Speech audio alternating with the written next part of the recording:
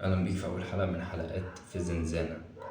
في واحد عيل بينادي على عبده وفي كلب بيهوهو. ما علينا، أنت جاي تتمرن مش جاي تسمع حاجة. النهاردة هتمرن بوش. البوش بيركز على عضلة البنش، أنت بقى مبتدئ مش عارف حاجة، وعلى الكتف وعلى التراي. هي العضلات اللي بتساعدك في الزقة لما بتيجي تزق حد، دول اللي بيشتغل. تمام. ده اللي احنا هنمرنه النهارده. التمارين بسيطة جدا، سهلة جدا. لقيتها صعبة اكتب لي في الكومنتات ان هي صعبة وان انت مقدرتش تعملها، وصدقني هنزل لك فيديو مخصوص. بس عشان انا بادئ من مستوى بسيط جدا. هنبتدي ما بين كل مجموعة ومجموعة بناخد نص دقيقة راحة. يلا نبدأ. أول حاجة نبتدي بالضغط. هنعمل 10 عدات. الضغط يكون صح، ما تلاقيش ايدك عاملة كده ولا ايدك منكمشة زيادة. ايدك مسافة كويسة وجسمك مفرود مسطرة. محدش يبقى عامل كده ومحدش يبقى عامل كده. هتعمل 10، ما قدرتش اعمل 8، ما قدرتش اعمل 5. المهم تكون التمرينة اللي انت بتعملها صح، ده اللي يهمني. مش مهم العدات في الاول، المهم ان انت تعود جسمك وتفهمه على التمرينة الصح.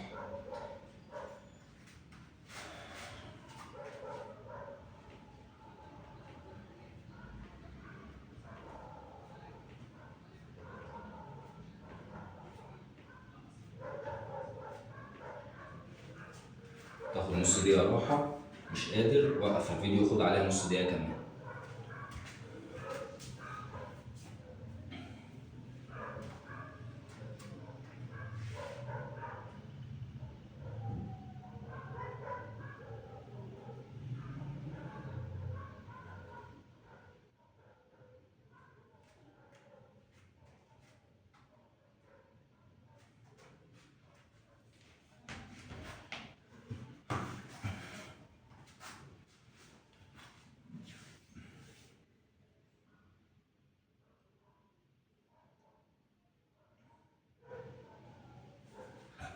خش في المجموعة التانية.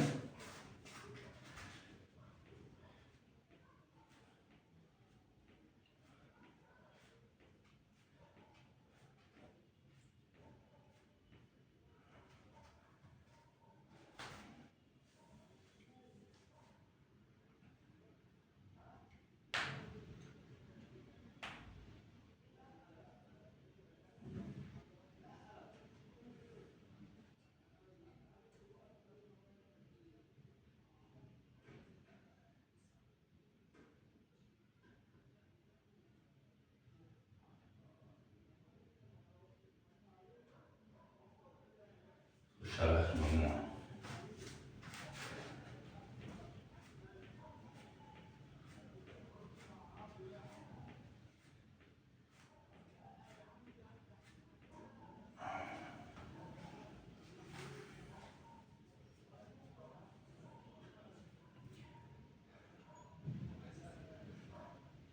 التمرينة الجاية اسمها بايك بوش اب. التمرينة دي بتركز على الكتف وعلى الشيست العلوي. تبقى قاعد عادي كده، ترزع كوبري. مش عايز حد عامل كده كده. تخلي ده كده مع بعضه مسطرة. هتعمل منه 5 في 3 عشان انت مبتدئ.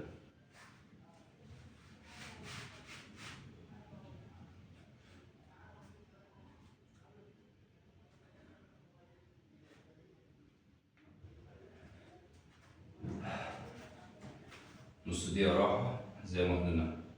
اللي يهمني في الليلة دي كلها، حتى لو هتعمل عدة وتريح قصادها دقيقتين، العدة دي تكون صح.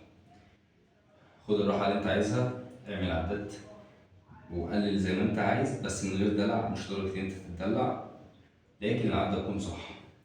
مع الوقت مش هيبقى فيه مزاح عليك. مش هينفع ان انت تاخد الراحة زي ما انت عايز، ولا هينفع ان انت تقلل في العدات لما نتطور ان شاء الله. المجموعة التانية.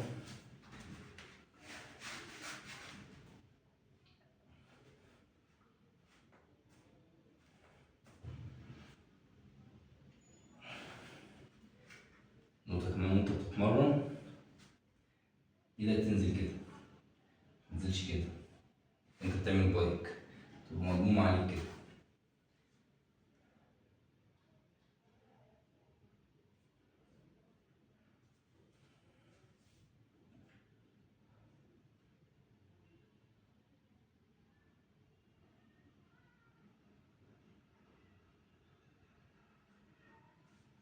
مجموعة.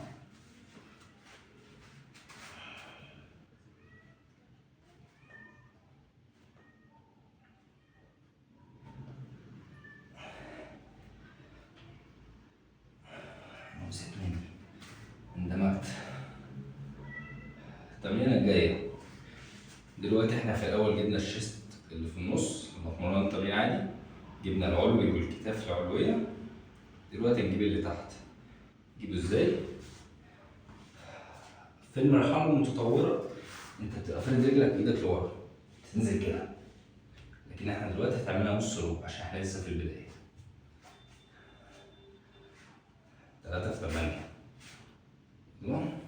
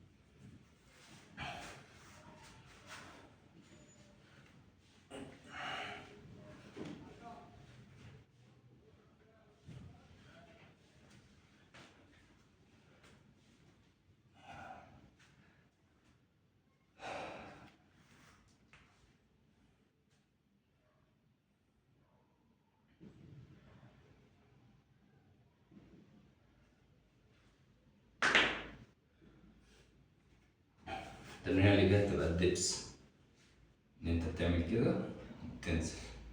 تستخدم فيها كرسي او كرسيين، واشرح لك ازاي واقول لك ازاي تسهلها.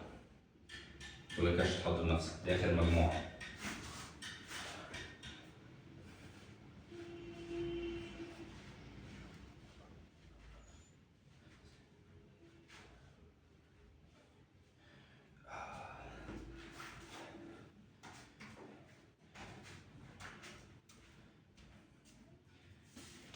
بتجيب كرسيين،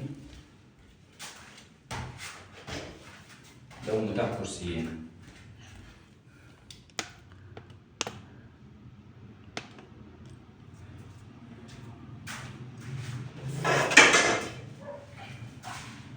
متاح عندك كرسيين، تمسكهم كده وبمساعدة بسيطة جدا من الرجل. هنعمل كده عشان عايزين نستهدف التراي. مساعدة بسيطة جدا. 1 2. ماشي؟ عندك كرسي واحد، نعمل كرسي واحد اهو.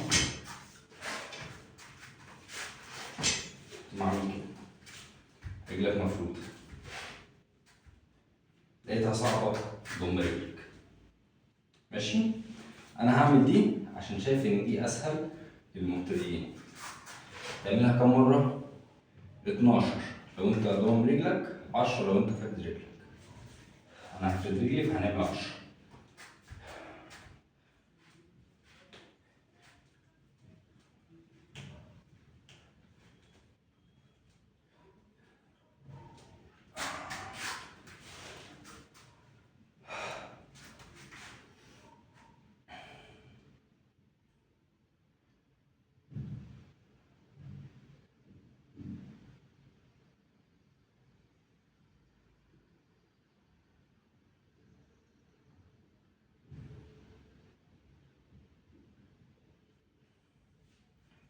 المجموعة اللي بعدها.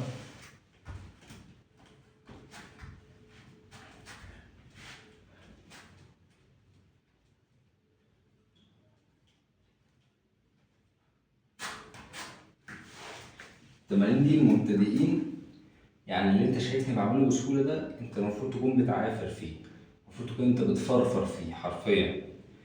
فمش مهم ان انت تعمله بالسهولة بتاعتي ولا بالسرعة بتاعتي. هدفك ان انت تجيب اخرك في التمرينة دي.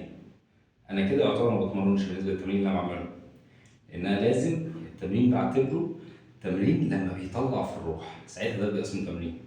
فلو انت بتطلع في الروح دلوقتي انت تمام، كمل.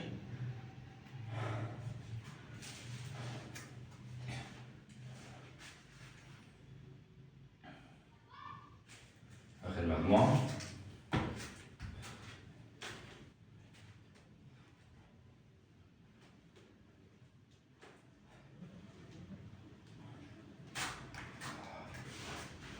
كده احنا خلصنا.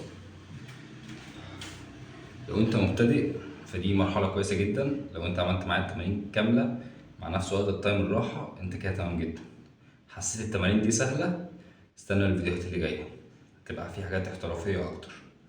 نصيحة مني، في فيديو كارديو عندي في القناة هحط لك اللينك بتاعه في التعليق. لو خلصت التمرينة دي ودخلت عليها انت كده انت عملت فوق اللي عليك.